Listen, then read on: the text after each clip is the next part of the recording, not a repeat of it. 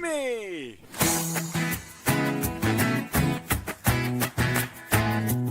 Ricky! You!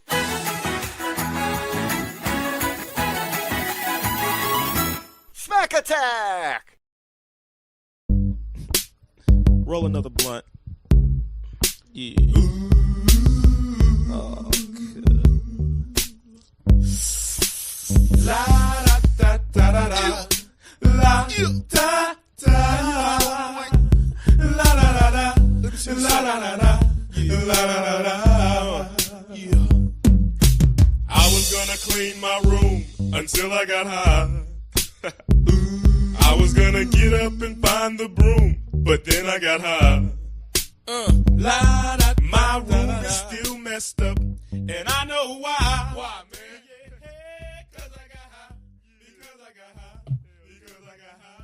Wow, nice. Hello, everyone, and welcome to the Smack Attack. As a matter of fact, it's your Saturday night's main event edition of the Smack Attack, and we are live on Humming Mini Group's YouTube channel and, of course, on the Twitch. I am your host, Jimmy T. He is my co-host, R to the B to the V. And, Rick, we've got a special guest. Would you love to introduce him?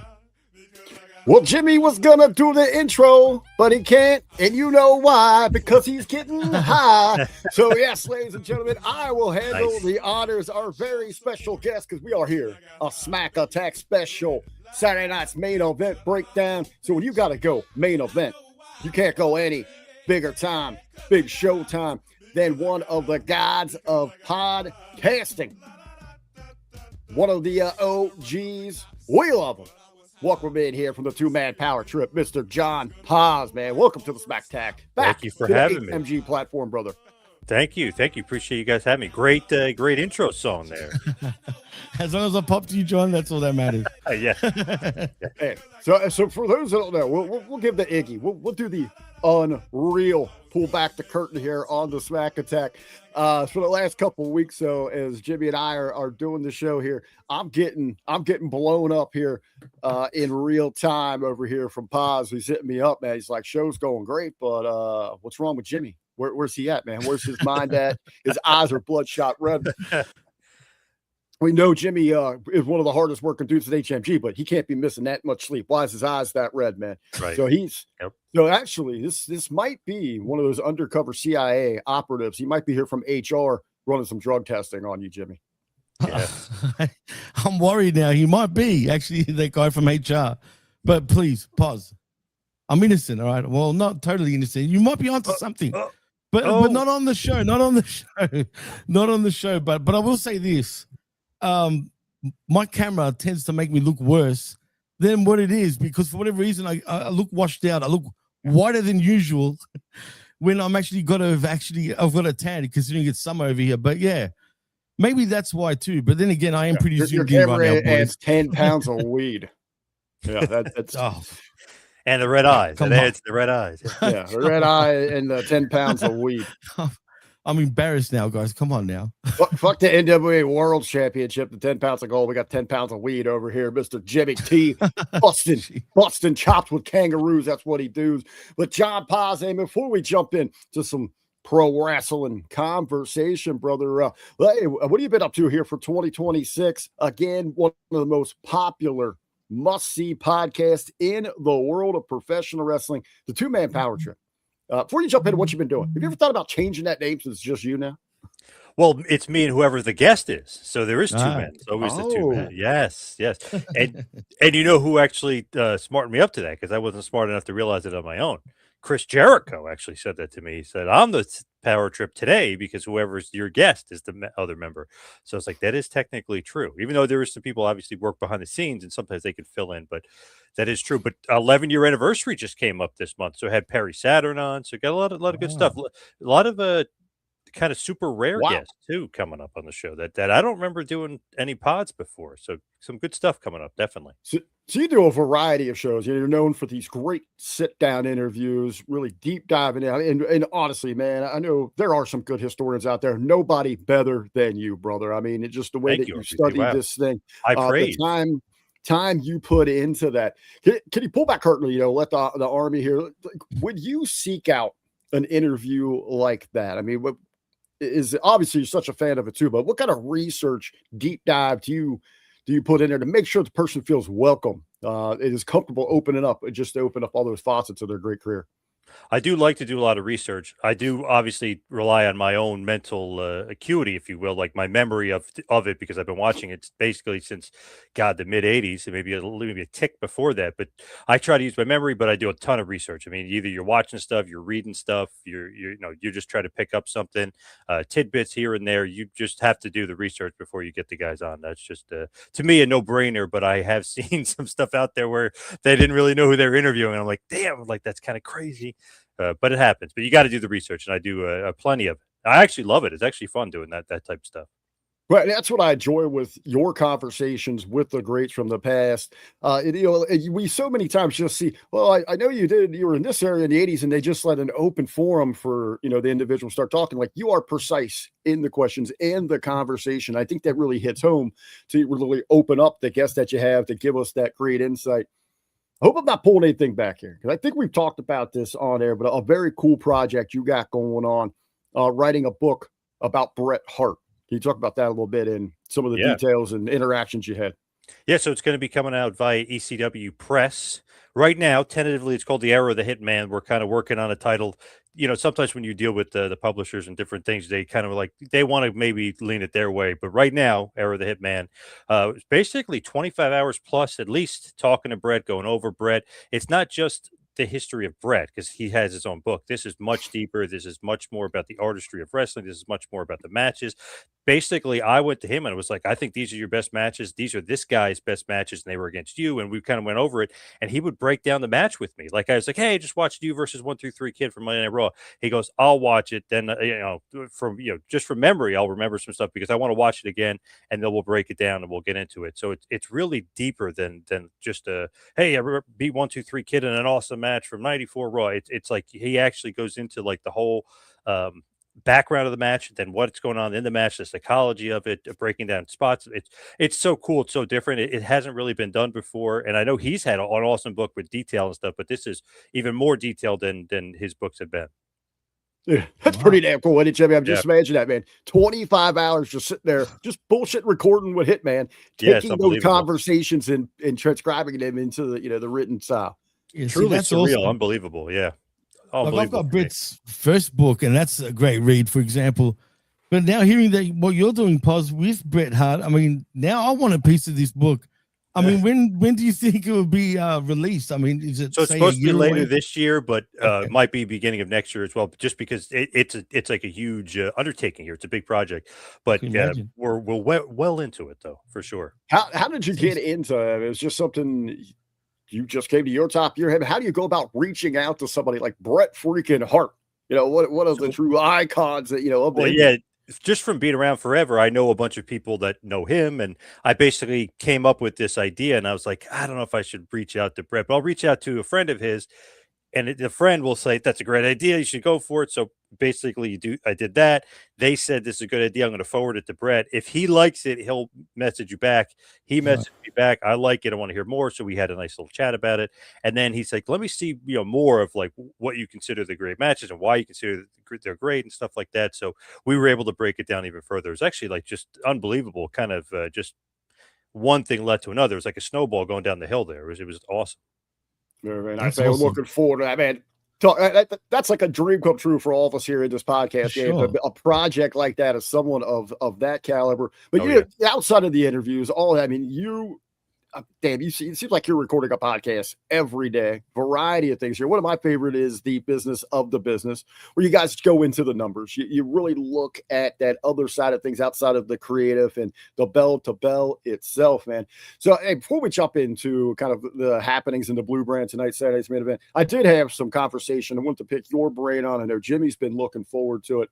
And when we talk about that business of the business, how are you feeling right now about like the business strategies of TKO, WWE? Jimmy and I were talking yesterday. They've got some house shows lined up. They're in the big spectacle, big event business right now. Distribution, advertising, branding, and all that. Down in his neck of the woods, Australia, they're coming in for house shows, nosebleeds, $300. When you guys on your Business of the Business show look at what's happening there, I'll let you correct me there, Jimmy, in a minute. But is this a business model you see sustainable as they kind of turn away from the traditional values of what we've known wrestling as? Jimmy, go ahead with that ticket information. Well, I was going to say that was the case with WWE when they first came down for Crown Jewel late October, obviously, or mid-October last year. But AEW is doing a house show in Brisbane, and they're charging suddenly, and they're not known to charge. AEW, right? Because they're due to be here in February. They're doing a taping in Sydney for the Grand Slam Australia event. I believe will be on Collision. But they're also doing a house show in Brisbane, and they're charging for this house show $300 for nosebleeds. Whoa. Well, I guess that's something AEW seeing WWE is getting away with it. Right, but to top it off, there's no promotion. And on top of that, for whatever reason, AEW have lost their TV rights deal over here as well when it was supposed to be long-term. Save that. I want to ask Paz about that as well. Right. But Paz, back to when you guys talk about this business side, do you see a bubble bursting? Is there a ceiling? Where are we at from the TKO business plan? I think, and I know they love the dynamic pricing and that excuse of like, oh, if they're going to pay for it, we could charge it. But I'm already seeing it even from going to the house show for the holiday tour. You're already seeing the sun just went. Yeah, but you're seeing all of those shows the prior year were in bigger venues. Now they're in smaller venues, and they did a bunch more of them. So that's almost like the going back to the old model because you're not as hot as you once were. Yes, they're hot in the big shows. SummerSlam did the best ever. The John Cena retirement was like their best arena tour, but that's like a big show. Survivor Series did big. WrestleMania did big, but all the other shows in between, you're seeing a very much of a cool-off period. I don't think they're as hot. So I feel like the prices are starting to go down, but even they're running the smaller venues too. So you could tell they're not as hot as they once were. I think the hot period might be over. The bloom might be off the rose. I do not like, and I don't think any family likes the amount of money they charge, especially Madison Square Garden. It's like, holy crap, on arm and a leg for not great seats there. You know, it's just nuts. So actually, you mentioned that you took your son. He's right in that wheelhouse where most of us were when we really started loving professional wrestling. He loves going with dad to a live event. Nothing beats that. You guys went to the house show in New Jersey. You know what you spent there. Did you happen to price compare that? What it would have been? Because I thought maybe you were at that Monday Night Raw in Madison Square Garden because you posted the pictures that day. Did you happen to look at what that price range was or the difference? So from the house show to like the Raw, you're basically looking at $150 probably more per ticket. So, I mean, at least per person. So it's like at least $300 more for both of us if we were to go, let's say, like MSG versus the house show. So, I mean, it's significant. It's a lot. Yeah, I've heard Billy Ray Valentine from The Hustle, and that does a special Wednesday night locker rooms for us here on the Hami Media Group. He lives in New York City, and he talked about to take even to a house show at Madison Square Garden, his family of four, it's like a minimum of $1,000. Oh, I believe it. Yeah, it's nuts. Yes, and then the food there is crazy. The merch seems to be ticked up just a little bit. Like it's $40 here. It's like $45 at MSG. Like everything is ticked up a bit there. It is nuts. And then for us, we drive in. So the parking too. I mean, once you go to MSG, I mean, it adds up. There's no doubt. All right, so we see, again, the blockbuster numbers, and really with attendance, they're working smaller venues, things like that. So that's just more of an inflation. I mean, you're just selling a lesser ticket at a much higher price. You're going to create that volume. There were some numbers out this past week internationally, Jimmy, about the Netflix release for their pay-per-views. Yes, right. I thought they were surprisingly low. Very low. I thought they were. But did that include, say, the U.S. numbers? No, it was just right. Netflix. It was international because all of our domestics are handled by other, distributors, platforms. But I mean, I thought it was a lot. I thought it was really good. Yeah, I thought they were relatively low as in comparison to what we've seen for others. I mean, you're only getting 1.9 and 1.2 to 1.9 for WrestleMania around the world. See, maybe I was on the other side of that. WrestleMania, but you're not counting like Peacock or ESPN I understand you don't have that yeah. domestic, but Yeah. globally, where you look where their attention is with all these international tours and how they're featuring them, and that's where they're getting these record gates. I thought there would be more viewership over there. Now, domestically, yeah, I mean, we are seeing a decline in the watch of weekly programming, and they are getting taken to the woodshed right now just because of lazy creative and lack of connection with their stars. Yeah, but did you see? I know Ben was talking about this with Russo, but they were completely wrong. I don't know who wrote that article. They said 350 million views, got and it wrong. Russo was saying the math didn't add up. The math adds up perfectly if you word it correctly. The guy in the article, I don't know why he worded it so oddly. After he said the views first, they called him out, and then if Right, they did. because Jeff Lane caught them, they went back and changed the headline. Wow. Okay. To viewed hours, yes. But if you do the math, it does make sense because it's 340 divided by 52 weeks divided by how long the show is, so 2.5. So it's probably about you'd say each week it averages 2.6, 2.7 million on average, just because it still seems a little skewed, but you are right, man. There is a major difference in that verbiage, that headline. Yes. The original headline read views, like that was right, but that's so stupid to even say that. That doesn't. Then they called him out. Yeah. That's the Russo show. Then called him out on it, and then magically that headline changed. And what's weird, if they were using a WordPress doc or however they wrote it, it was Friday that wrote that thing. That usually updates the post date for the article. It didn't do that. It just kept the original post date, so it looked like that was the headline was always. Yeah. That was always there. Interesting. But, and those guys also dove into what qualifies as a view. And I believe, Jimmy, what they say, it was like 2.5 minutes equals like a view for them as well. Right. So, I mean, if that's the case, it takes me like 10 views to get through a show. I have to stop. They're counting every time. They might be counting every time. I don't know. Well, do you think that's a disappointing number, boys, in terms of domestically for Raws and SmackDowns, or actually just Raws? Because I think that's a decent number. And it depends how you look at things. Because WWE socially get huge numbers on social media, and obviously other people also watch it via different ways. Yeah. But is it really as as doom and gloomy as we think it is? Definitely not, because I think that number is fine just the way it is. But the way they're viewing content now, I feel like they love that short form content. So they're watching it on X or they're watching it on YouTube. I think they watch it other ways, but they watch it like highlight package kind of thing. Right. And I still think the number is decent, but obviously it's not as good as it once was, if you will. I don't know if as many people watch it as as they used to, but it's still I think it's still pretty good. They're going out there and selling this distribution as must-see live television, because that still exists in sports. And this argument that everyone has that we consume our content differently now because of social media, because of YouTube, that to me is an lazy excuse for the poor content that they are producing. We're looking across the board, just NBA for their big games, MLB for their big games. Spots, I know you're a sports guy. We all know the incredible, astronomical, unbelievable numbers being produced by the NFL. That was just these playoff games this past week. That's crazy. Insane. Yeah, what, 45 mil between the Chicago and LA market for that big playoff game that went to overtime. And I know that NFL is the undeniable king of must-see live content, but somewhere in there, your WWE selling that, you have to equal that. So they come up as huge failures, that their product is only worth 2.5 minutes to 3.5 minutes of my YouTube time. And if those numbers were actually correct and not being fixed by bots, then they would focus more advertising targeting on those. And we don't see that. And they know they can get caught and called out by these advertisers and be taken to court and sued if they do. I just don't think right now. Maybe they're just not as hot. Maybe during WrestleMania season it'll heat up a little bit.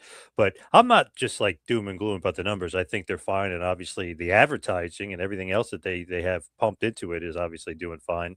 The sponsors and everything else. So I'm not too like doom and gloom or negative about it as some people are. But but it's definitely not as hot or as good as it was I don't think the sky is falling. But Jimmy and I have been talking about. We talk about keeping what our prime revenue sources again are advertising and distribution.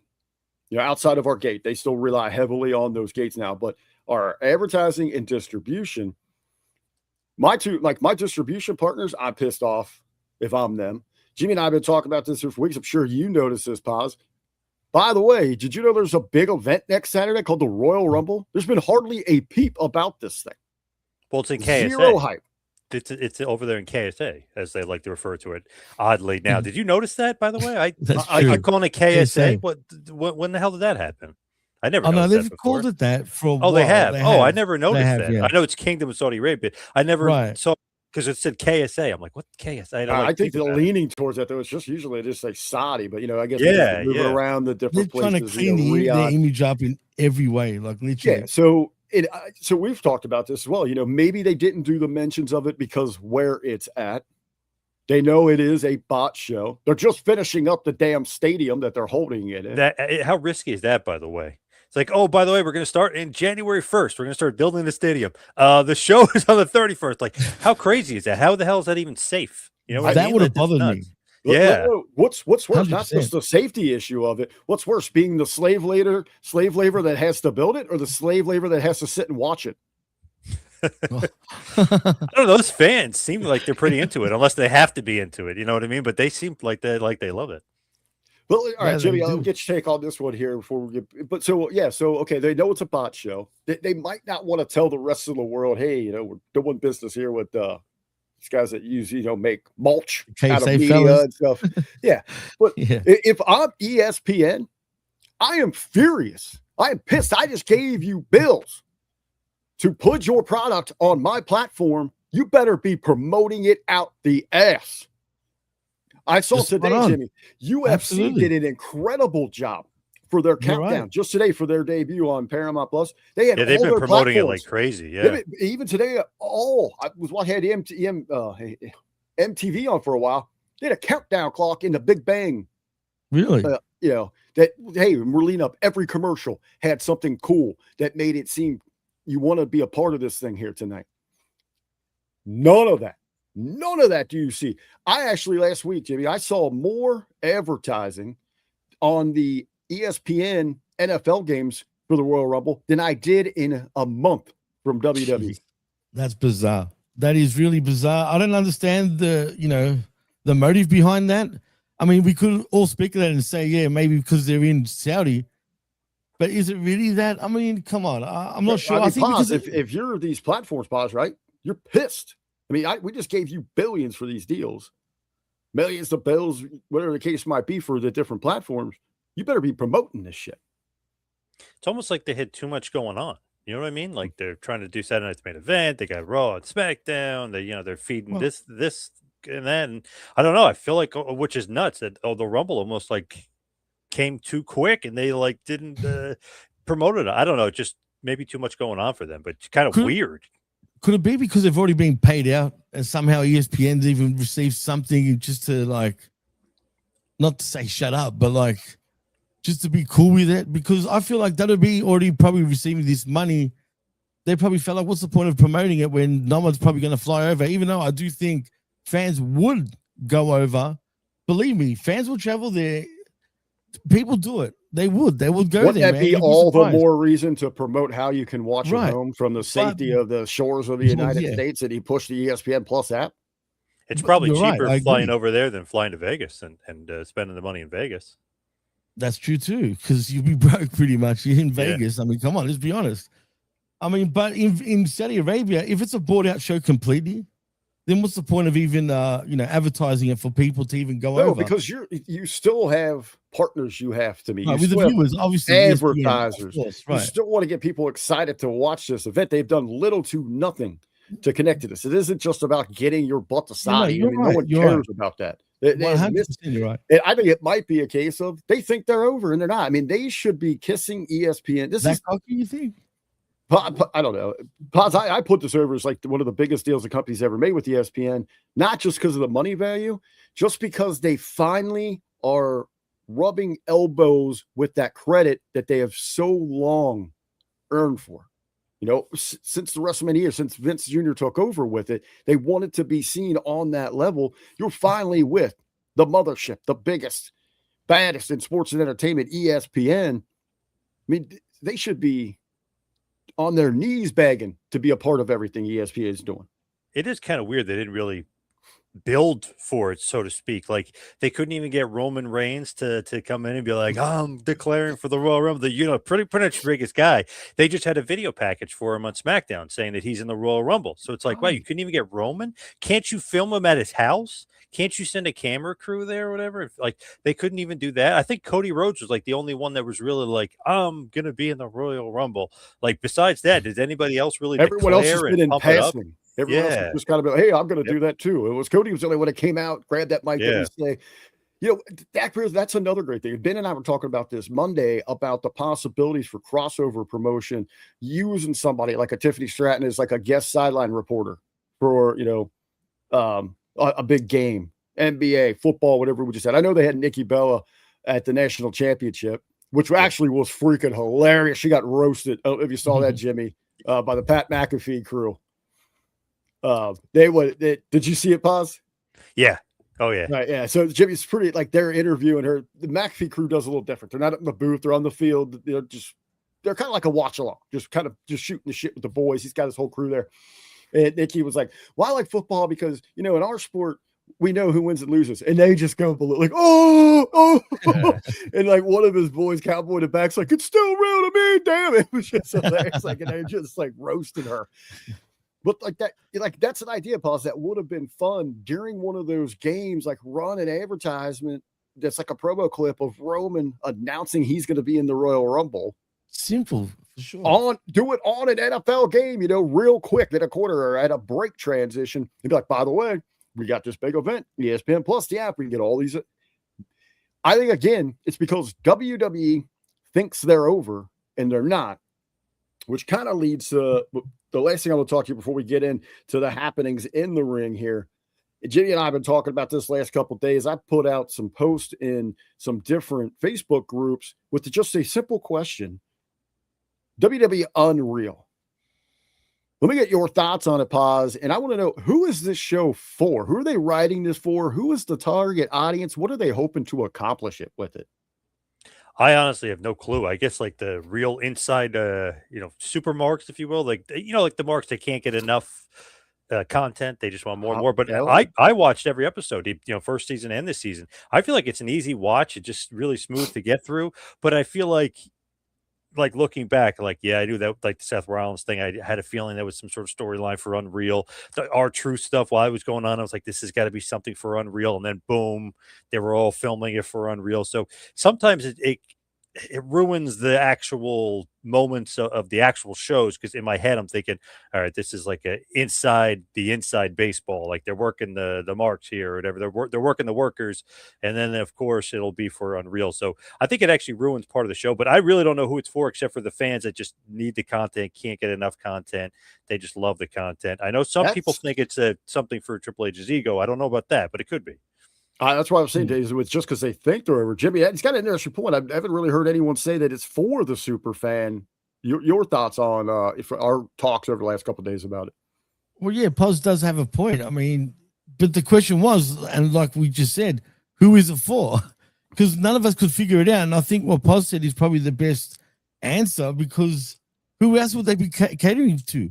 Really, when you think about it, we've heard from the get go, like, maybe this will help with a new audience. This if we doesn't work that way. Yeah. People that love reality television, will this hook them? Which positive, had me wondering, like, if I go out and get people food and drinks for 2 hours of their time, I'll bring the laptop and just play 2 of these episodes. Like, what would they think about the show? Like, would it be enough for them to be like, I think I want to tune in and watch that on Mondays and Fridays, you know? No, because they wouldn't watch the real wrestling then. Then they wouldn't watch Raw and Exactly. SmackDown. You know what I mean? Exactly. Yeah, there's no way. Yeah. I think You can't just in all the groups, no one has really put that out there that it is for the ultra smart that just can't get enough of it. Yeah. But I got through 2 episodes of season 1. I did get through season 2 with a lot of like background noise, just as I'm sitting here working and all that. But the things that I sat and paid attention to as a super smart made me just almost more turned off to the product, because like how lazy they are in their creative meetings. So like it looks fine in the edit cuts, but I realized that they're doing all this in 2 weeks instead of 6 months. They're not planning out. It's all rushed. Their conversations don't seem like they're authentic.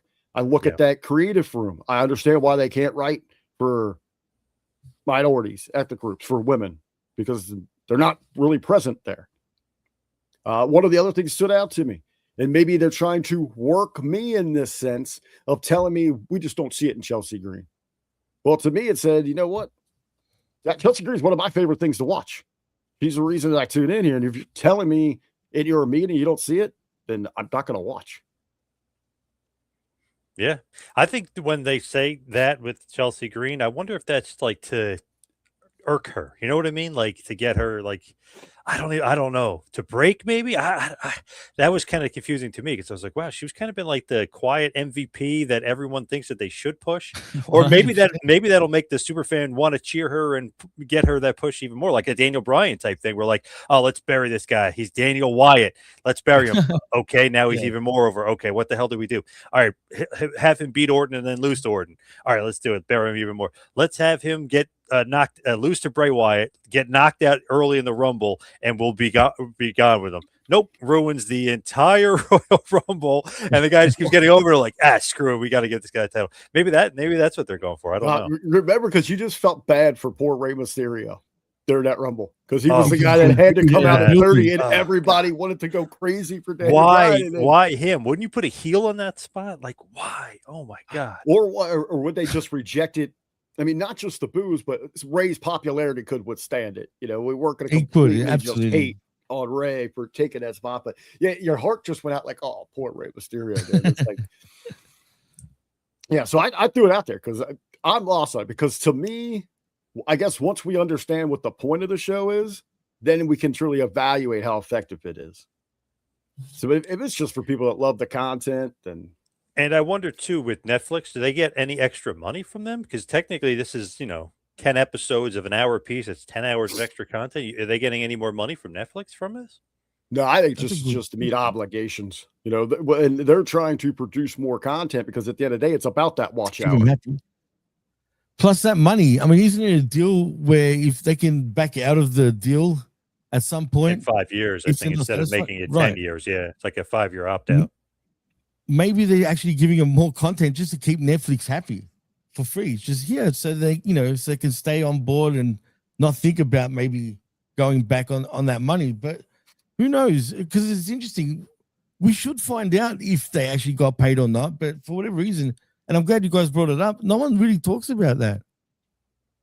Because it's a lot of extra content. I mean, they're filming a lot of extra stuff for that show on Reel. No doubt. Well, and a lot of them too. There was rumors on that first season. It wasn't even the WWE. They had NFL Films in there helping with it.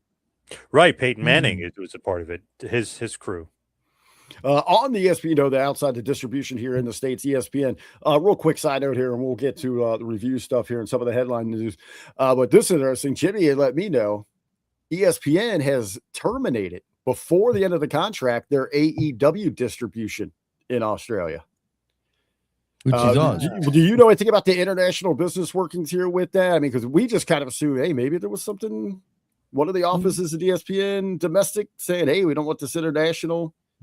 I wonder if it has something to do with WWE, though, because I find it interesting. Since the deal actually came into place, I noticed with AEW, like it used to be live on ESPN2 here, right? So Dynamite Live, Collision Live. But once the deal happened with WWE, I noticed it wasn't live. And it was getting pushed like back for whatever reason to the afternoons. They preferred NBA games, live NBA games over AEW every time. And I thought that's kind of Well, strange. that But makes it's sense. of it. Right, I know Well, for sure. to me, put it this way: anytime anybody says, "What does WB care?" They have the relationship with the ESPN, they would do that.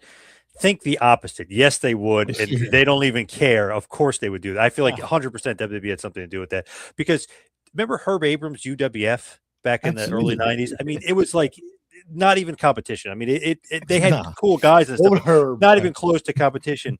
Vince saw like Andre made an appearance. Boom, Andre's back in the WWF. Bruno, no, he's not allowed to make appearances anymore. Like anybody, like that would cross them. Well, MLW, it was just that, it was just MLW a that couple big years deal. ago.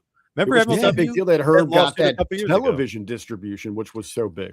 Yes, but it was like Sports Channel or something. It wasn't like No, it was an ESPN. He got the ESPN deal. Oh, I thought it was. He was Sports that Channel one. here. He got that first one there, and that's when it kind of opened the door for like AWA, and then when they were running those afternoon blocks. Right, but with like Herb, right? He's not real competition. You know what I mean? Like MLW, even you wouldn't even consider them. They No. were trying to screw them with their Fox deal and stuff like that. And then obviously WWE lost that. They had to pay MLW like $20 million, so they would for sure. Well, with the television though, you cut them off because if there's a bad wrestling product, like like terribly bad, that's what you got for your deal. It makes the whole business look bad for television when you're trying to go negotiate. That's a question for Jimmy there. Does AEW air on any sort of app like Disney or HBO Max? I was going to bring it up, and thank you, Arthur, for bringing it up. I was going to say AEW is now suddenly exclusively on the Disney app, and it always has been on Fight TV and Triller previously. Before any TV deal got done in Australia, you could always watch it live if you paid like $7 a month for Fight TV. You get AEW with it live every week, all the shows. So yeah, now for whatever reason though, I don't understand why they moved it to the Disney app, because you got ESPN on the Disney app as well. Yeah. So for whatever reason, the AEW shows now have moved to the ESPN Disney app, which is kind of strange because it should be on major cable. In my opinion, it should have stayed on there if they want to get maximum viewers. But for whatever reason, I don't know what's going on there. And I still think WWE has something to do with it. Call me a conspiracy theorist. But they got them off mainstream television, put it that way, and now I've put them towards the apps. And I don't know how many people would be interested in watching AEW through the Disney app, in my opinion, because I've heard the numbers are very low here. So, but hey, WB would 100%, no matter if 5 people were watching, they would want them off of there to avoid any sort of competition. Yes, 100%. Guaranteed. I think AEW, All Elite Wrestling, and Disney go hand in hand. Some of my favorite childhood moments are Mickey Mouse just taking a spork and jabbing it into the head of Goofy. Classic magic moments from the Magic Kingdom. Great partnership there with them. Herb Abrams, one of the best documentary lines ever. He died doing what he loved, cocaine and hookers. That is a great line. Well, yeah. One of the best ever there. Guys, let's switch a little gears while we are here. This is the Smack Attack, where we talk about WWE's Blue brand.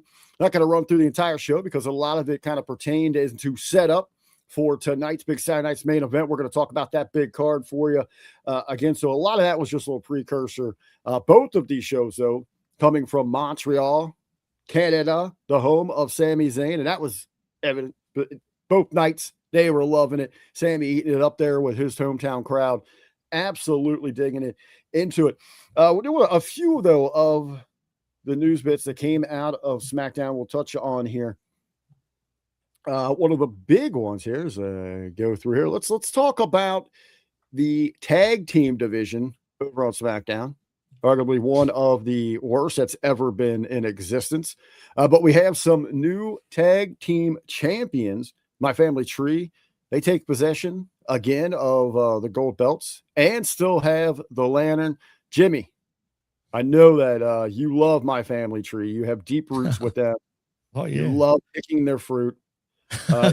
Did you start your Australian Day party early after they won those belts yesterday?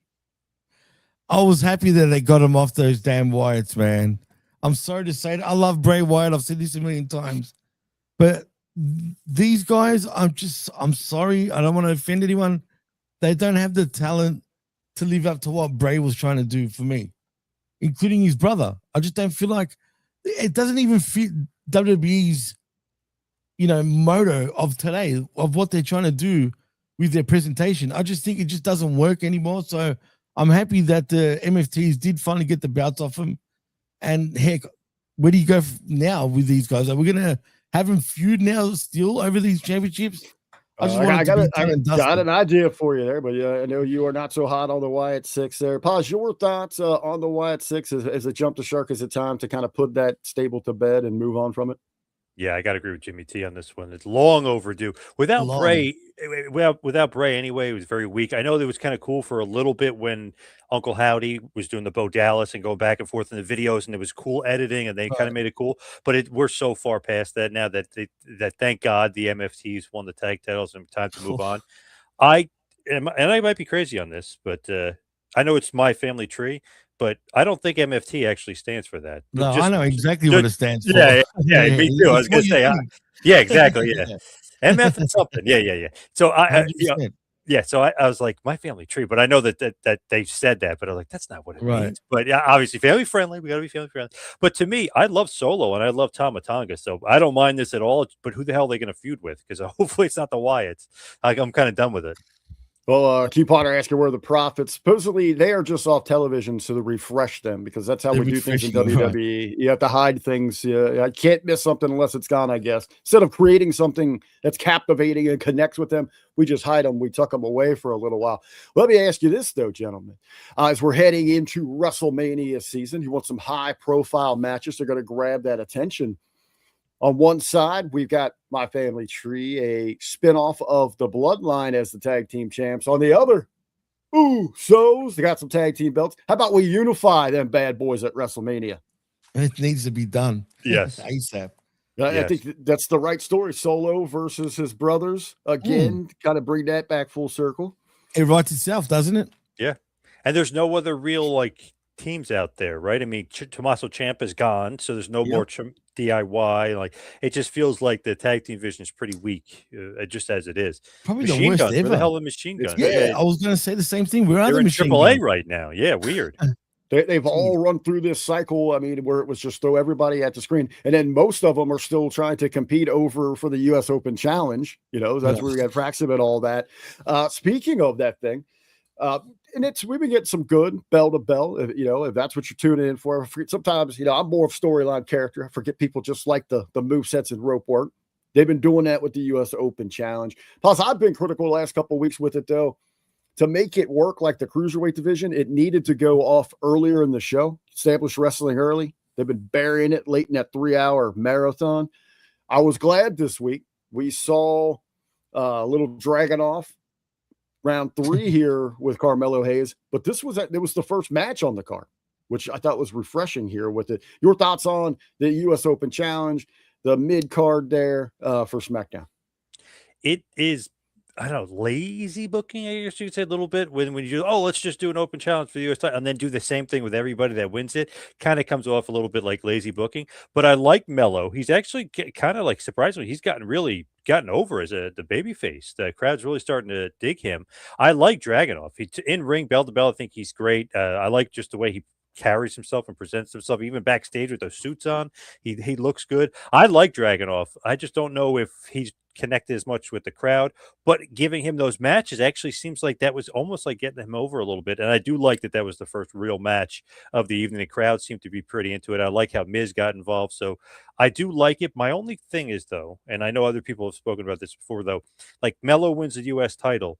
Shouldn't he be kind of looking up at bigger names Orton and Drew, who's the champion, and Cody? They always do it where whoever you win the U.S. title, then you always look down and feud with all these guys below you. Why don't you have the title and you go up? You know what I mean? I know this isn't old school days where we're this great U.S. champion would have the title and he maybe would challenge for the world title, or maybe he would fight somebody higher up in the card. It always feels like, okay, Mello is the U.S. champ. All right, who's below him? Who can he work with below him? It's instead of looking up like Priest or Sammy or something. It's weird.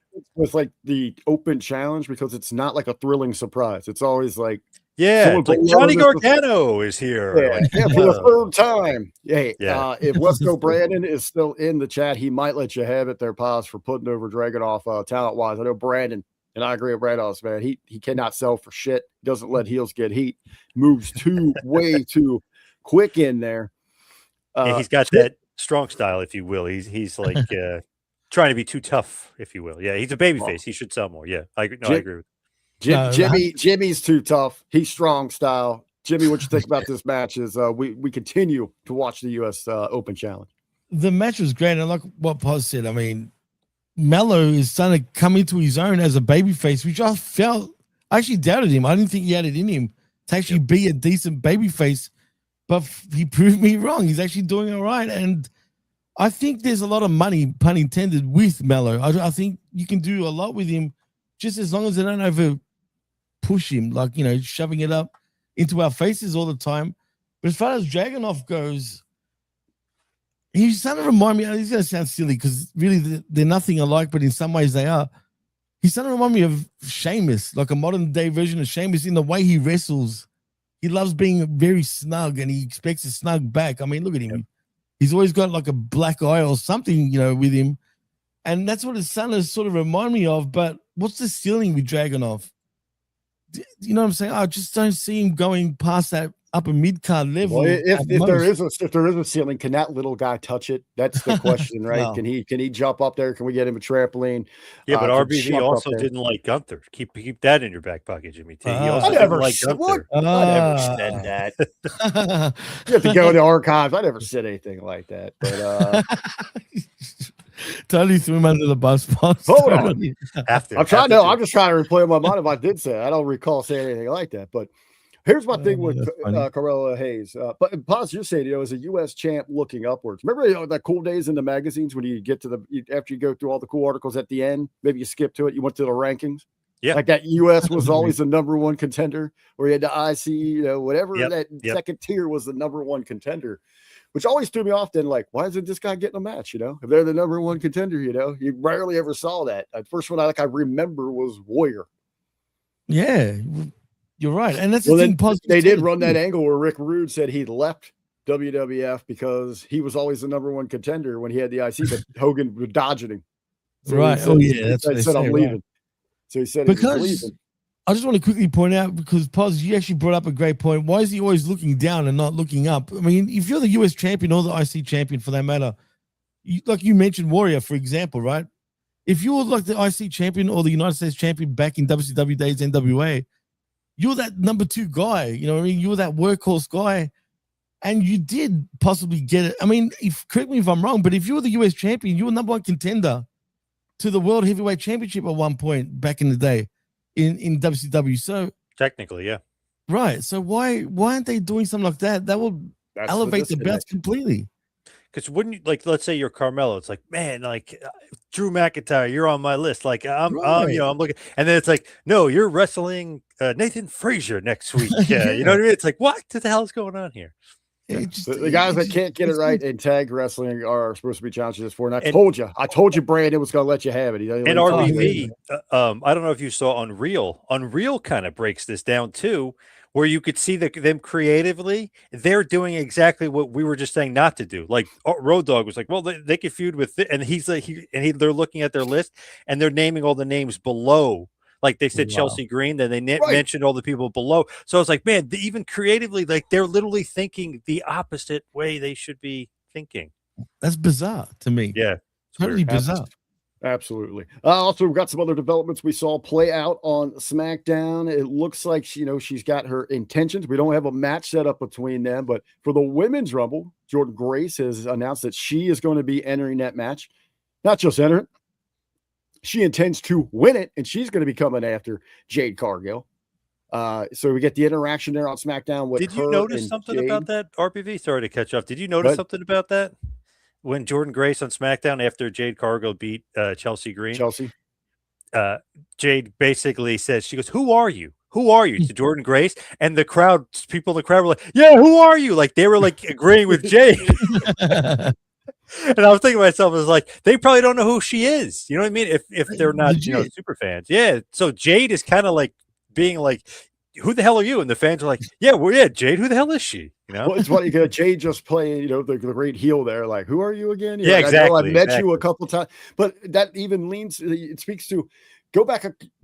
We talked about this a week or two ago, Jimmy, here on Smack Attack.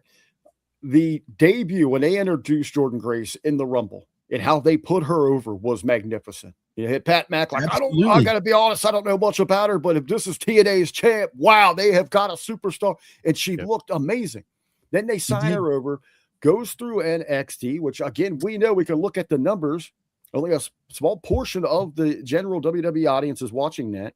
But then they introduce her to SmackDown in stupid ass backstage, like she's on a college campus visit. Yeah.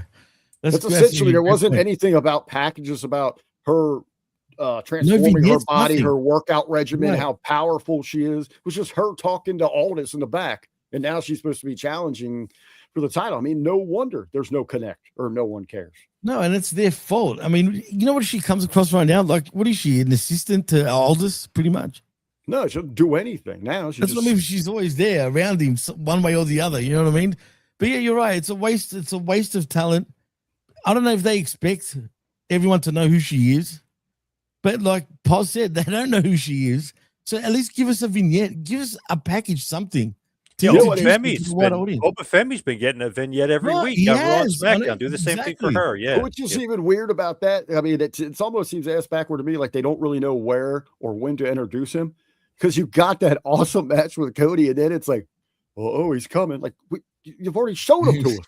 He's veer again. He's veering. No. Hey, you know, speaking though of like Grace and Jade, you need more attractions for these Rumble things. You know what I would have loved to see, like a call back to the years past? They should have done like a pose down between her and Grace, like they did with Rude and Warrior. And Warrior back in instead of having to have a match, we still got a great attraction there and have them go out and do like a super pose down. You know what they should have? You know what they should have done? Remember the old Royal Rumble report? Mean Gene Okerlund. And then they have 30 seconds of each person talking or whatever. They're like, by the way, the IRS is in the Royal Rumble this year. Let's go to, like, if you're not going to really promote the show and pump it up like you should, at least do the Royal Rumble report, put it on Raw and SmackDown, and then put it online too. And like, then like Roman Reigns from his house in Pensacola, Florida. Roman, what do you guys, you know what I mean? Here's the problem. Like back then, you'd even have like 15 seconds to get yourself over. IRS is in. Well, the 29 men are going to have to, their taxes are coming early. They're going to pay. Yeah, I mean, come on. Here's the problem now. As of tonight, I counted it there on the watch along when they were showing the coming up, Riyadh. There's only 8 men announced.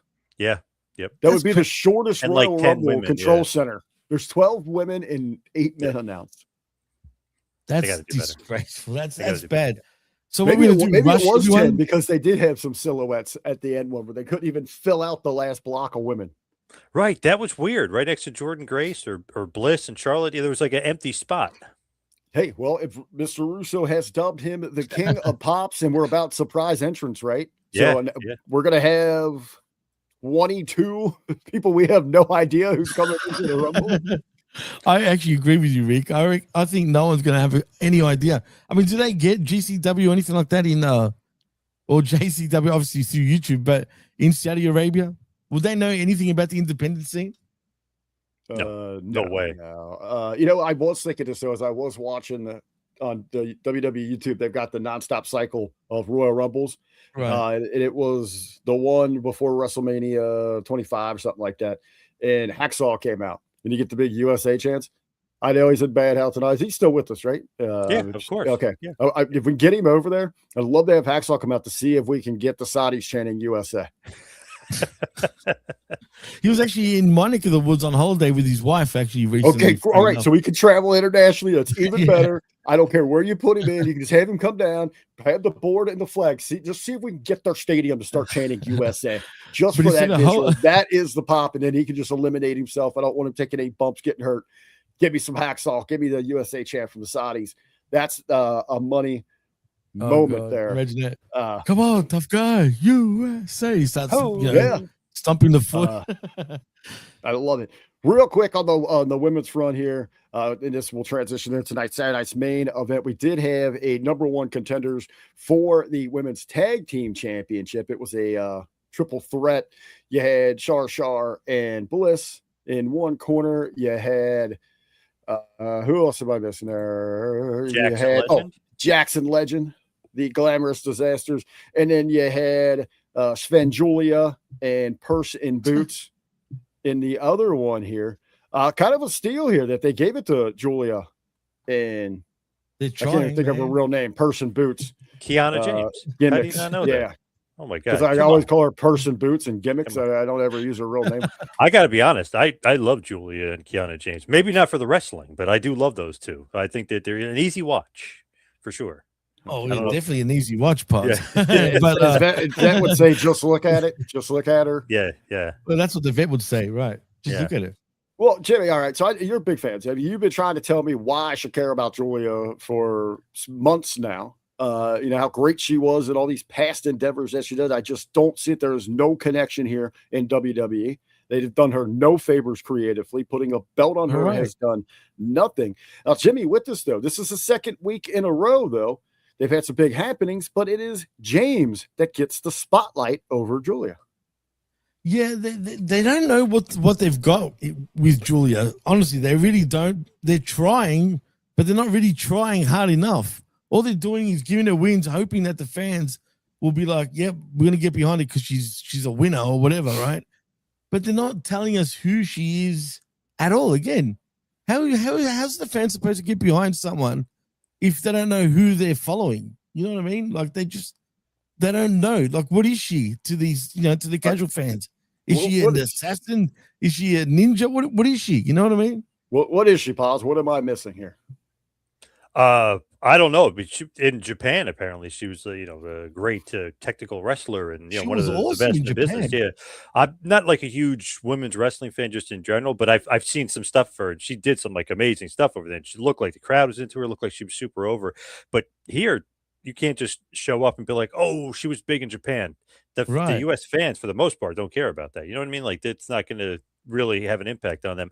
And I don't think like winning the title, then losing the title, then being U.S. champ, like there's just no real creative push for her. I like that she's with Kiana James, but it's almost like they're trying to give her a manager because they don't know what to do with her. But then the manager gets the win in their big match. So it's kind of confusing. And I know Rick is not going to like this, but I think maybe Kiana James could be getting a push because she's friends with Charlotte Flair in real life. That could be it. I know Rick's going to say that that's not true, but it could be politics at play here. Yeah, it could. I'm with her. I would think it probably has to do with that incredible body and them gimmicks that she got. I mean, she's got that complete package. I'm not knocking her in any way.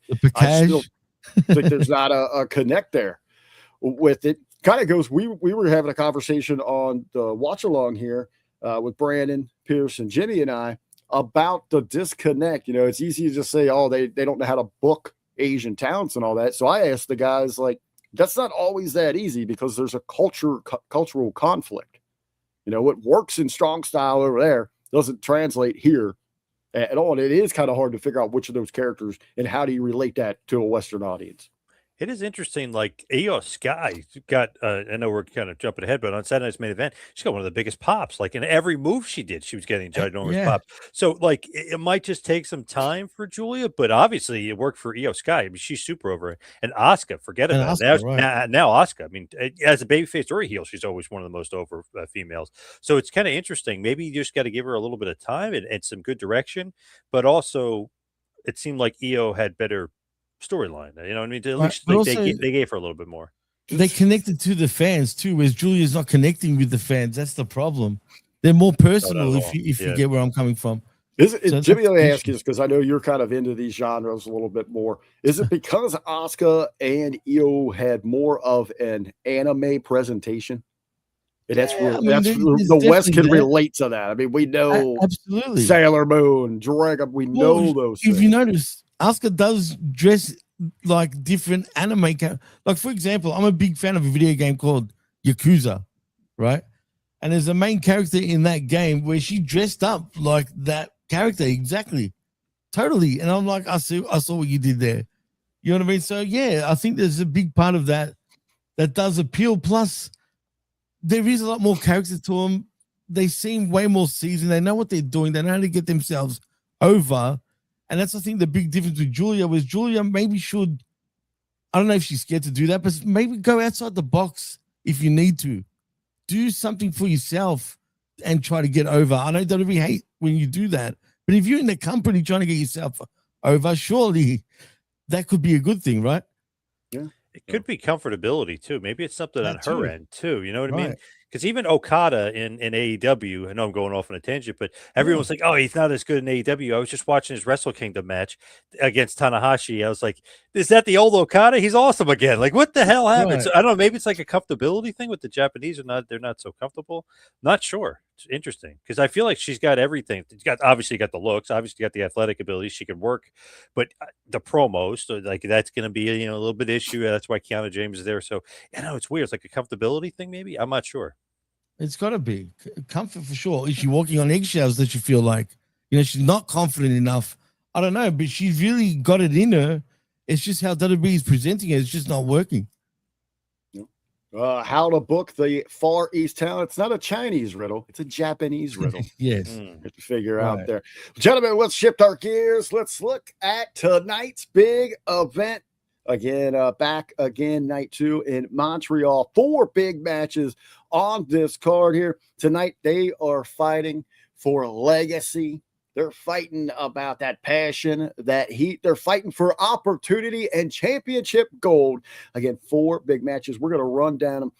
And what we had promised as a big-time match, I think a lot of people were looking forward to, didn't really pan out that way, but we come out swinging out of the gate. It is on. We're going to take it all over this arena, beat the living hell out of one of each other. Of course, this is the American Nightmare, the former champ, Cody Rhodes, trying to get back at it after losing that belt. Kind of no thanks to helping retaining that, losing it thanks to the werewolf Jacob Fatu doing what he do. Jimmy, this is the serious side of this, Jimmy. I know you love Jacob Fatu. You've been all high on this train going back to MLW days, man. We're seeing this seems to be like a new Jacob Fatu. Looked leaner, meaner, crisp on that mic. It looks like the werewolf chomping at the bit to get up to that main event scene. Absolutely. This is a new and improved version of Jacob Fatu. Actually, I dare say, this is one of the best I've ever seen him look, to be honest. He looked ripped and shredded. I mean, he looks amazing. And as far as this match goes with Cody, or what match? It wasn't even a match. I don't know if I'm disappointed or not. I was, looking forward to the match, but at the same time, it makes sense to be a total schmoz and the way it was, considering, their feud. But even with Drew McIntyre, like when Drew came in and they're all over the ring, I mean, they went everywhere. They went up to the concession stands, through the crowd, up the stairs, down the stairs. How many security guards, and I'm using that term lightly, absolutely got shout annihilated. out to Pierce in the chat. He'll get it. Yeah, exactly. Got absolutely annihilated in this match, or whatever it is, schmoz.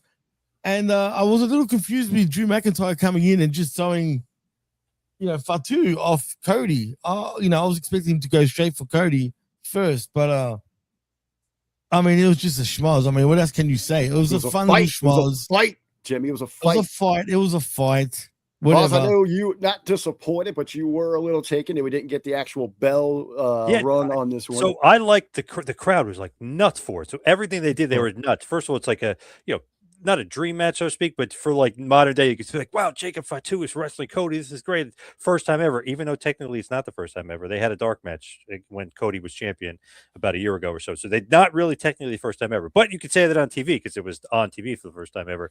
It's great, but you couldn't just ring the bell and then do all that stuff and then get the match thrown out. That irked me for some reason. I just thought that was a little odd that couldn't be the case. I was just like, wait, what? So now there's no match? Like, what the hell? Like, what? Why did we just say it was a match and then it got thrown out and it was 20 minutes or whatever it was for the fight? I don't know. I just thought that was, it was long too. So it's like, it was a match, so to speak. Right. So it's weird that they couldn't have just rang the bell, then did the thing with Charles Robinson and then get the ball rolling. Just strange, but it was like awesome just because the crowd is like fever pitch for those two. I really like that you come in hot, you're violent, you're kicking things off. This is so different that we've seen from the regular formatting without having the bell to bell. You're protecting both of them here now, and you're setting the stage. You're creating a hunger for that audience to want to get this thing official, to see who can actually come out on top here. Just prolongs this thing. It protects both of them while feeding that hot Montreal audience there. No, they have to see with it, man. And this is what we got, Fatu, we know his bloodline Now, apparently, he's just straight blood. He's been in prison, all that. Cody should have been worried, especially brawling around that arena, that convict, Fatu, didn't have a shank hidden somewhere. Stab him in the back, man. Here's the mistake that I think they made, though. Remember when Dom started getting over and they kept him as a heel? Right. And now he's even more over as a heel. Why did they turn Jacob face? At the time, I'm thinking, oh, he's too popular, blah, blah. If you keep him heel, he gets cheered. Then you come back and you make him even a bigger heel by kind of ignoring all that and just keeping him as a heel. This way, him versus Cody seems a little even deeper to me. I don't know. I just feel like Jacob would be better as a heel, because then you could have The Rock, if supposedly he's going to be a part of WrestleMania 43. The Rock could have been the guy steering Jacob the whole time. Like they can't. I don't know. They messed that up with him. He should never have been a babyface. He should still be a heel or a tweener. And them taking all these. And them taking all these shots about him in jail and stuff, that I love it, but it's also like, wait a second here, what are they like? Kind of like even Cody, you're like, yeah, you're so impulsive. We know that's why you were in jail. It's like, oh shit, like, you know what I mean? Like they keep mentioning that. So, but then that would work if he was a heel or a tweener, it would work. That was a baby face, and they keep mentioning it. So I don't like it. On the live one, and Jimmy and I both agreed on this one. Is Pierce and Brandon were asking us? He's not a baby face. He's not a baby face. Yeah, he's not. That tweeter, that he shouldn't be here. Pierce hit us with that $2.99. Jimmy chug something. Thank you, Pierce, for that $2.99 super chat. You got to chug a beer, Jimmy. Oh no beef for me. Come on now. You said I can't. I'm too high. Come on, too high. Right. Act like your camera messed up for a minute and take a hit.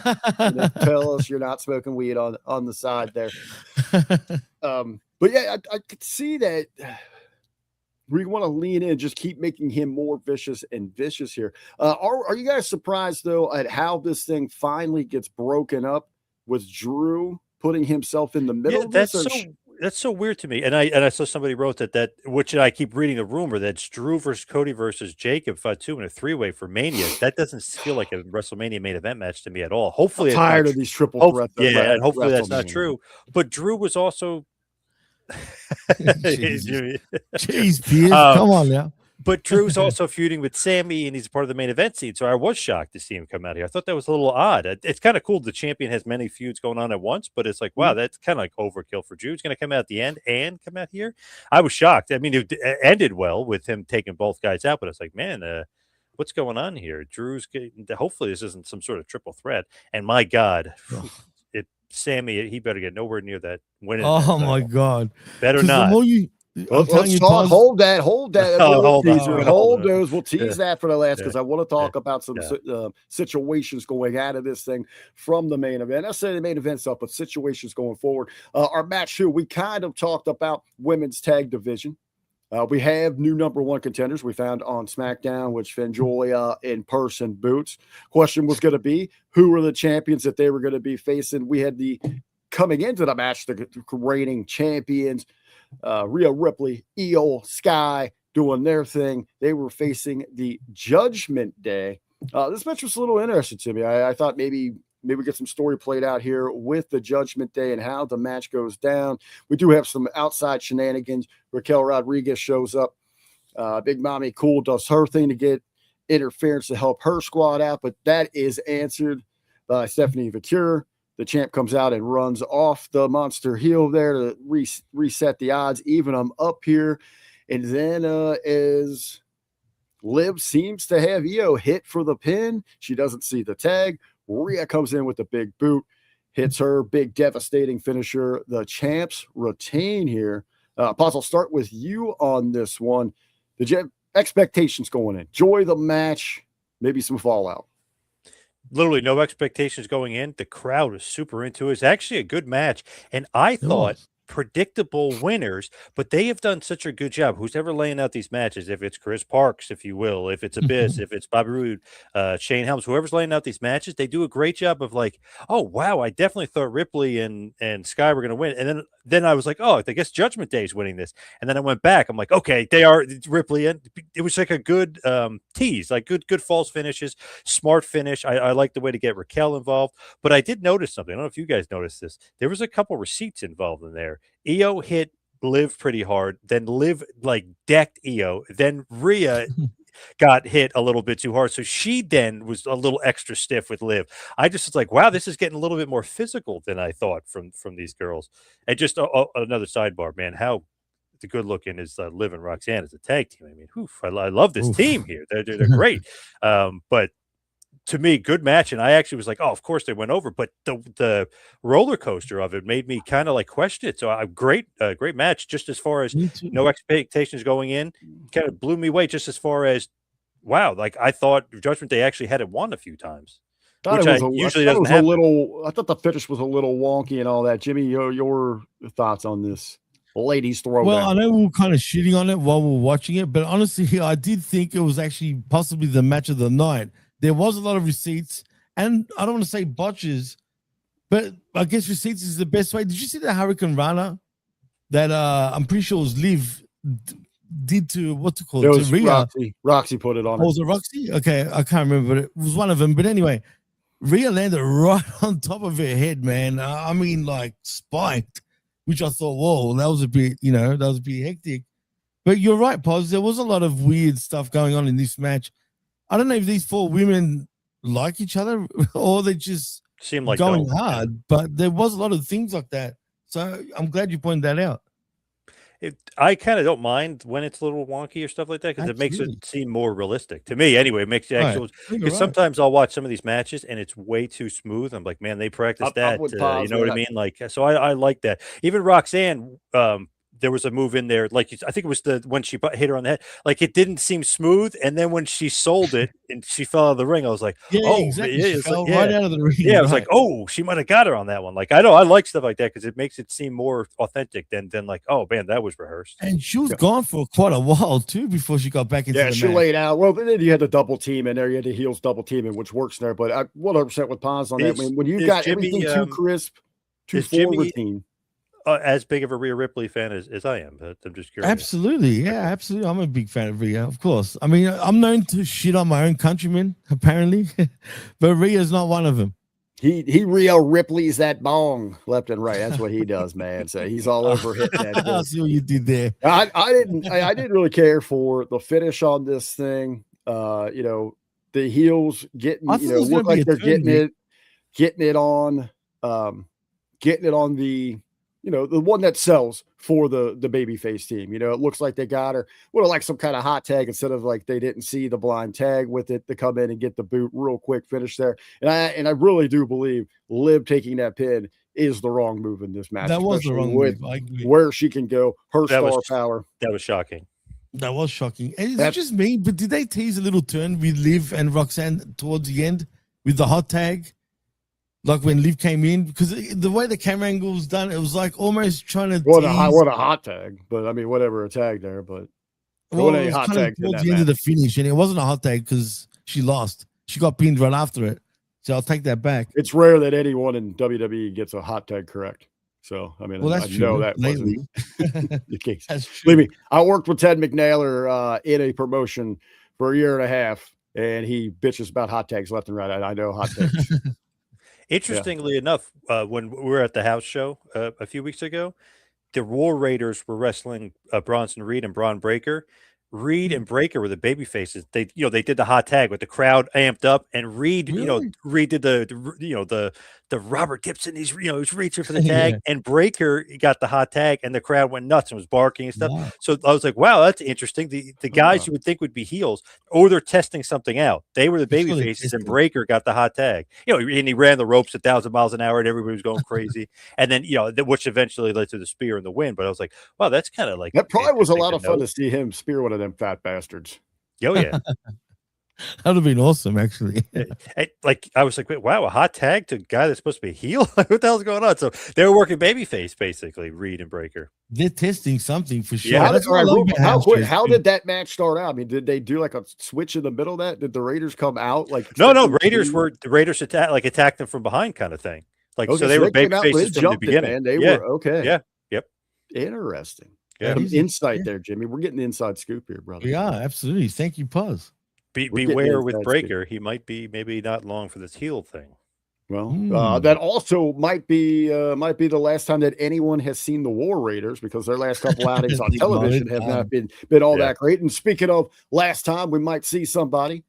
AJ Styles, he's on that farewell tour of his own. He said he isn't going to announce his last match. It's going to be when it is, and he's going to let us know after, and he's going to say goodbye. 1 week from tonight, he's going to be going to Saudi or SKA, right? KSA. Kingdom of Saudi Arabia. Yeah, Kingdom Saudi Arabia. Casa, going to go to the Casa. Go to KSA. The Casa.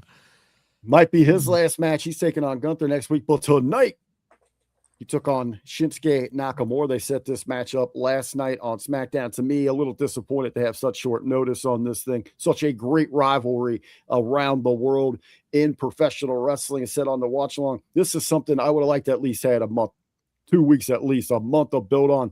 Buy some footage from New Japan. They'll sell anything. They're hurting for money over there.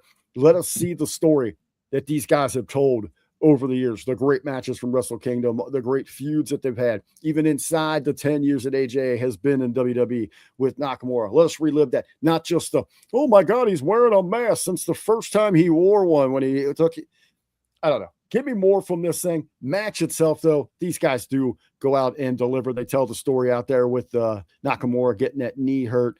AJ Styles picks up the win, momentum as he goes to face Gunther. Paz, your thoughts on the match here and the not so quite so John Cena style retirement tour of AJ Styles? Little curveball. I was reading that his contract is actually up February something. So I was like, wait a second, Jesus Christ. I was like, so this could literally be he done at the Rumble? What? Like, what the hell? So I don't know if that's a swerve or one of this like unreal storyline that they're putting it out there, but supposedly his contract is over in February. So this could literally be his last show. Like, so he really could lose to Gunther just like that. To me, I love AJ, one of my all-time favorites. Literally from seeing him from WCW when he was in that cruiserweight tag title tournament back in 01 with Air Styles and Air Paris, the Air Raid. Yeah. So like from then I was like, I love this guy and I love him in TNA. I love him all the way through. He was awesome. He kind of made me fall in love with New Japan all over again, besides being, tape trader, God knows how many years ago and stuff like that. Like everyone says, oh, Bullet Club. Well, when he was in the Bullet Club, that's what set it off, and that's what really set off New Japan. And then you get the Rainmaker and stuff like that, which was really building with him and Tanahashi. But that different story for different day. But him and Nakamura, one of my favorites. Just absolutely love him. I wish they got more build up. But to me, it kind of goes to show you, yeah, AJ, you've been here for 10 years. You're not one of our guys. That's the feeling that I got. Because if it's their guy, you know what I mean? They give him all this build-up. They blah, blah, blah.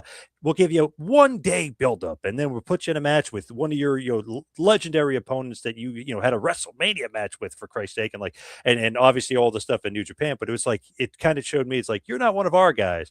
We love you, but you're not one of our guys. We're going to give you a little bit and not a lot.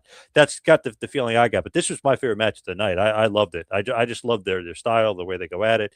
The crowd was into it. I was really into this match. I love the finish. But AJ, obviously, rightfully so, goes over. And Nakamura, again, he's one of those guys where it's like, oh yeah, you have this awesome guy on the roster. You don't do anything with him for how long? Like he's over too. As soon as that music hits, he's over. It's like, man, crazy. He was the one that prompted our conversation about, the disconnect in booking Japanese talent, where we all were in agreement. Like, man, there was a lot here with this guy that they have seemingly left on the table over the years. I know now that he is happy, enjoys the schedule, likes his lifestyle, being able to surf and all that, but he's closer to the end as well. Yeah. Jimmy, do you, for the AJ tour, we just seen the year drawn out epic failure that was for John Cena's there, not his fault and all that. Do you like this approach, similar maybe to the Ric Flair of, hey, do we get on? Do we see if he survives Gunther? Is it your next loss is your last loss? If that's it, I mean, could someone implement that? They don't really have a heel to do that. We kind of talked about on the watch along. Does he lose this and then have to go work for another company? How do you see this falling out? No, I don't understand why people think he'll go and jump to another company. That's not going to happen. I think he means it when he says he's done, he's done.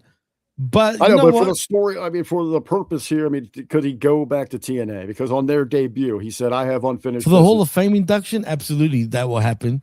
But as He far talked as about this, going back there to challenge for a belt no, I didn't see it, man. I just don't see it for whatever or reason. tease that. Maybe I'm wrong though, so we'll see. But what I do want to say is, isn't this the most AJ Styles thing to retire the way if he's going to retire at the Rumble? Think about it. He doesn't want any attention like the John Cena kind of spotlight. He's not that type of guy. I think he'd rather just, walk off into the sunset, not make a big hype, big deal about his retirement, and then, that's it. Well, I mean, wouldn't that be crazy though? Like you do come on, hey, 2026 is my last year, and people are expecting like a long run a big WrestleMania moment, maybe something through the summer, and it's like, nope, didn't even make it to February. Well, I heard someone say, I can't remember, it could have been Jago even, like when we were doing the New Japan review, the Wrestle Kingdom. I can't remember. Someone mentioned that apparently he could retire by like WrestleMania. It could have been Big Ray even actually. It could have been. And I'm like, John that just told you his contract is up in February. I know now, but before that, Ray was telling me that that he was gonna possibly finish up by Mania. So now that John said what he just said, and Ray's saying what he said, maybe there's a lot more truth to it, and I think he'll be done after Saudi Arabia. I hate the thought of it. What would be the reaction, Paz? I mean, how big would that be if it's like, boom, that's it. AJ Styles is we're out of here, man. And his last match would be in Saudi Arabia. Like that was to me. I know. I'd be totally shocked. I know. You're right. You're right. Shocking. Do you think there's a possibility, Pause though?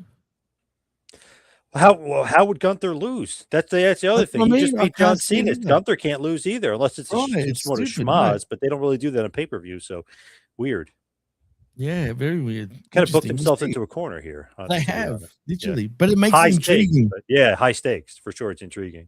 I have to say it does. I mean, obviously outside of the Rumble match itself, I mean, it might be the reason to tune into this thing. Because we're not getting really any hype of across the board. So there is that interest there. Gentlemen, let's talk main event because we do have another match set for the Royal Rumble. We had a fatal four-way, Randy Orton, Trick Williams. Let's talk about it. Damian Priest and the hometown hero, Sami Zayn, doing battle here. Not a lot to talk about here in the match. Kind of basic. A lot of big pops, though, big entrances. What we expect here from all of these participants here.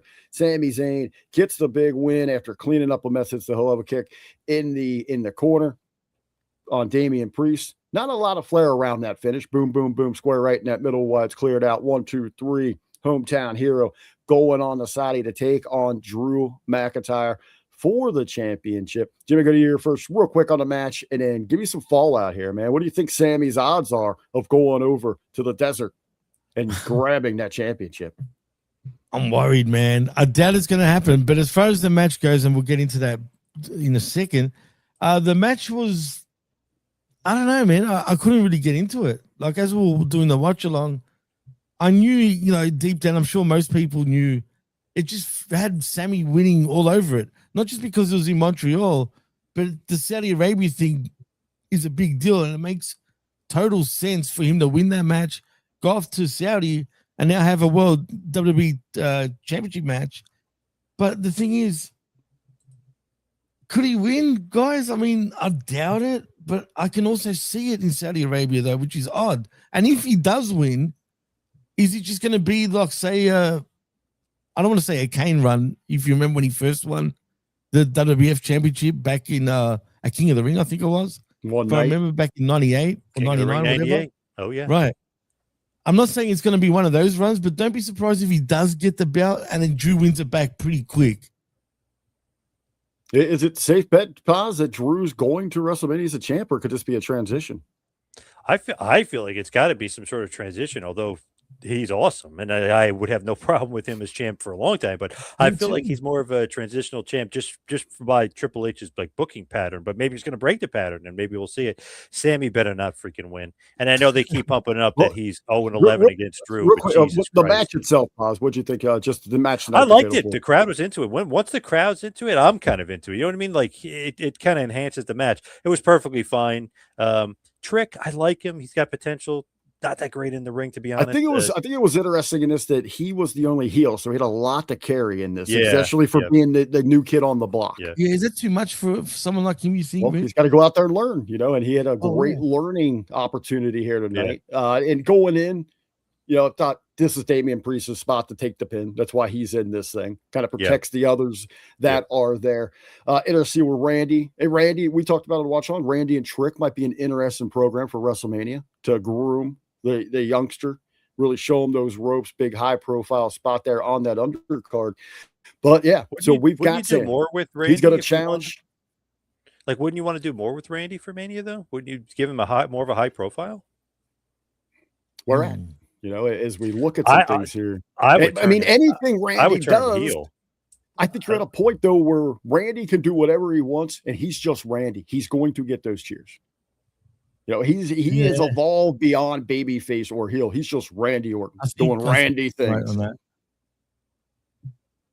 I don't know what anything with him, anything with Randy is a big deal. So if he essentially needs other big deals, he elevates everything to a Randy Orton level. He is the elevator. That's what he handles right now on his way towards the finish line inside of this. But here with Sammy, he's going to get a big pop over there. Plays to the Muslim crowd and all of that. They're going to love him. You talk about just a presentation of a major heel, get some heat. Drew stealing one on him would be huge over there. Dude, he's got to get out of the country then quick, smart, because I don't know, man. I can see she going. They better have a camel fired up in the back and get him through the sands to the airport to get him out of there if he goes over there. But could it be transition? Could Sammy win there, have that big moment, which would ask the question, who becomes a Rumble favorite? Kevin Owens come back is a big surprise to win the Rumble, set up Kevin and Sammy in that big spot that their fans, the ultra smarks that love Unreal, that can't get enough of the content, are going to be popping like crazy over. Could Sammy lose and then win the Rumble pause? God, I hope not. That would be freaking horrible. And anything Owens too. Just awful. Just to be honest, like look at like the real landscape of wrestling, especially like old school. Like, okay, you always see those things like, oh, who should have been champion? Mr. Perfect, Rick Rude, WWF champion, DiBiase, even though technically was Honky Tonk. You see all these awesome names. You're like, wow, I can't believe this guy was never champion. All these great guys. Nowadays, it's like everybody gets to win the belt and whatever. We need to get back to that where not everybody needs to be champion. Zayn, Owens, those guys should never be world champion. They could challenge for the title. They should never be at that level. They're not world champion guys in WWE. When you think about it, right? Yeah, come on. Crazy. Like let's be serious here. And they're like teasing Zayn and like this ultimate underdog. If the guy's your world champion, that is just not good. He's a good underdog guy that shouldn't win the title. Oh, get everybody excited, and then he loses. Like he did to Roman. Like there's no way in hell this guy should be the world champion. I mean, let's be serious here. No way. I'm glad you said that. It is one of those things, Jimmy. Like once Sammy wins it, is he done? I mean, because then you've killed the complete underdog. Well, yeah. I mean, when you think about it, yeah. I mean, what's there for him to do once he loses that belt? Chase it some more? I mean, seriously.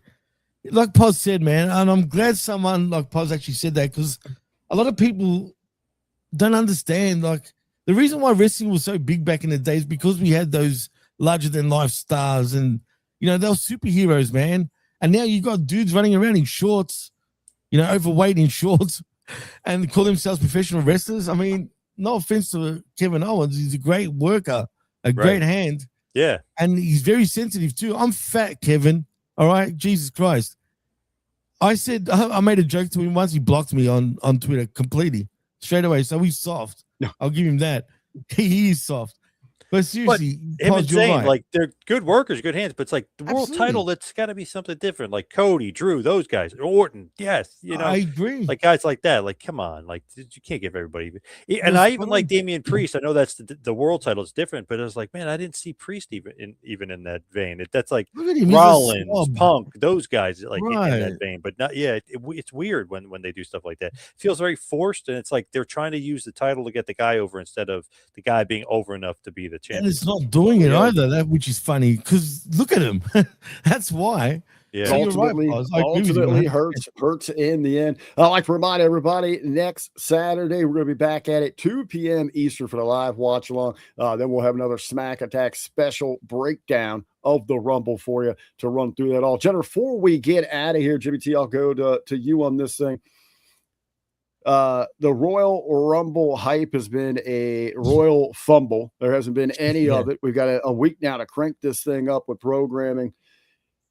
Are you excited right now, man? I mean, it still is the Rumble. It still is one of those magical events. Are you excited for it? The location, the time?